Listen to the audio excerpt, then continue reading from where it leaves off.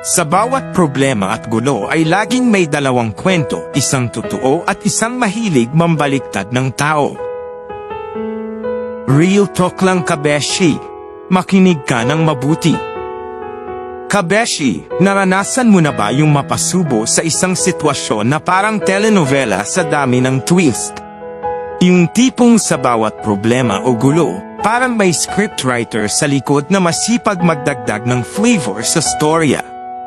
At sa huli, dalawang kwento ang lumalabas, isa na totoo at isa pa na, well, mahilig sa creative writing, yung tipong mambabaliktad ng tao.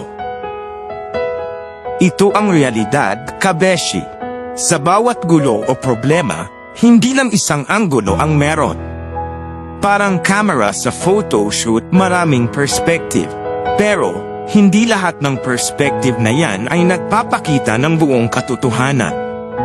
May mga taong, sa hindi malamang dahilan, ay ginagawang libangan ang pagbabaliktad ng mga kwento. Marahil para protektahan ang sarili nila, o kaya naman ay para lang mas lalong paguluhin ang sitwasyon.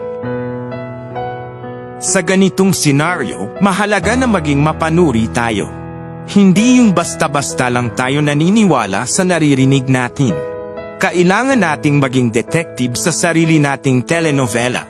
Alamin ang bawat panig ng kwento bago gumawa ng konklusyon. Dahil sa huli, ang paghahanap sa katotohanan ang magpapalaya sa atin sa gulo.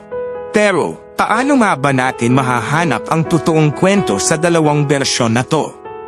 Simple lang, kabeshi. Unang-una, makinig ka sa iyong intuition.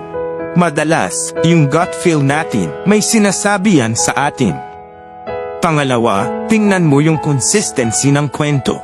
Yung totoong kwento, kahit ilang beses mo pang ulitin, consistent yan. Yung mahilig mambaliktad, parang palabas na pag may bagong season, may bagong twist. Higit sa lahat, kabeshi, ang pagiging objective ay key.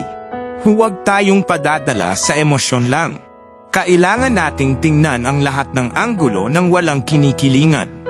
At kung kinakailangan, maghanap tayo ng mga ebidensya. Hindi yung parang FBI level na stalking ha, pero yung sapat lang para makabuo tayo ng informed decision. Sa huli, kabeshi, ang pinakamahalaga ay yung pagpili natin na hindi lumahok sa pagkalat ng maling kwento. Kung may alam tayo na totoo, panindigan natin yun. Pero kung hindi tayo sigurado, mas mabuti pa na manahimik na lang muna tayo. Tandaan, hindi lang ito tungkol sa pagiging tama, kundi tungkol din ito sa pagiging mabuting tao. Kaya, kabeshi, sa susunod na may mabasa ka na naman na gulo sa iyong newsfeed, o may marinig ka na latest chika sa iyong circle, alalahanin mo to, sa bawat problema at gulo, dalawang kwento ang laging nandyan. Nasa atin na yun kung paano natin hahanapin ang totoong kwento sa